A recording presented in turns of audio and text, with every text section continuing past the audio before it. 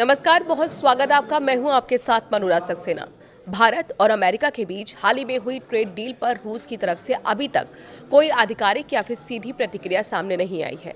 2 फरवरी 2026 को अमेरिकी राष्ट्रपति डोनाल्ड ट्रंप ने घोषणा की कि पीएम नरेंद्र मोदी के साथ फोन पर बातचीत के बाद डील हो गई है। इसके तहत अमेरिका ने भारतीय सामानों पर टैरिफ 50% से घटाकर 18% कर दिया और रूसी तेल खरीद से जुड़ी अतिरिक्त 25% पेनल्टी भी हटा दी। ट्रंप ने दावा किया कि भारत अब रूस से तेल खरीदना बंद करेगा या काफ़ी कम करेगा और इसके बजाय अमेरिका और संभावित वेनेजुएला से ज़्यादा तेल खरीदेगा। साथ ही भारत अमेरिकी उत्पादों पर टैरिफ और अन्य बाधाओं को शून्य की ओर ले जाएगा और $500 बिलियन से ज़्यादा के अमेरिकी सामान जैसे कि एनर्जी, टेक्नोलॉजी और एग्रीकल्चर सेक्टर से जुड़ी चीज़ों को खरीदेगा। प्रधानमंत्री नरेंद्र मोदी ने एक्स पर पोस्ट किया कि मेड इन इंडिया प्रोडक्ट्स पर अब 18% टैरिफ लगेगा। ट्रंप को धन्यवाद और ग्लोबल पीस में उनके प्रयासों का समर्थन जताया। लेकिन मोदी के बयान में रूसी तेल बंद करने, $500 बिलियन खरीद या फिर अमेरिकी टैरिफ जीरो करने का कोई जिक्र नहीं था।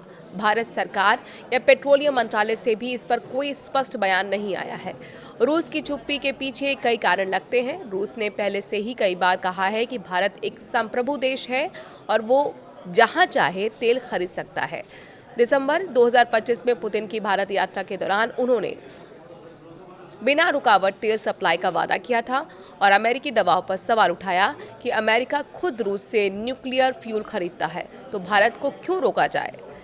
क्रेमलिन ने भी कहा था कि भारत अपनी आर्थिक ज़रूरतों के मुताबिक फैसला लेगा और रूसी तेल प्रतिस्पर्धी उच्च गुणवत्ता वाला और सस्ता है। ट्रंप का दावा है कि भारत पूरी तरह रूसी तेल बंद कर देगा। कई एक्सपर्ट्स ओवरक्लेम इसे मान रहे हैं। भारत पहले से ही अमेरिकी सेक्शंस के कारण रूसी तेल कम कर रहा है। जनवरी 2026 में करीब 1.2 मिलियन बैरल प्रतिदिन था। फरवरी में 1 मिलियन और मार्च में 0.8 मिलियन तक गिरने की उम्मीद है। लेकिन पूरी तरह बंद करना मुश्किल, क्योंकि रूसी क्रूड $10-15 प्रति बैरल सस्ता है।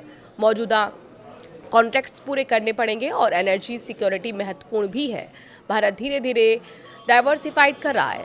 अमेरिका से एलपीजी का लॉन्ग टर्म डील हुआ है और वेनेजुएला से भी संभावना है। रूस भारत रिश्ते अभी भी मजबूत हैं। रूस भारत का सबसे बड़ा डिफेंस सप्लायर है। S-400, Su-30, ब्रिक्स और एससीओ में सहयोग जारी है।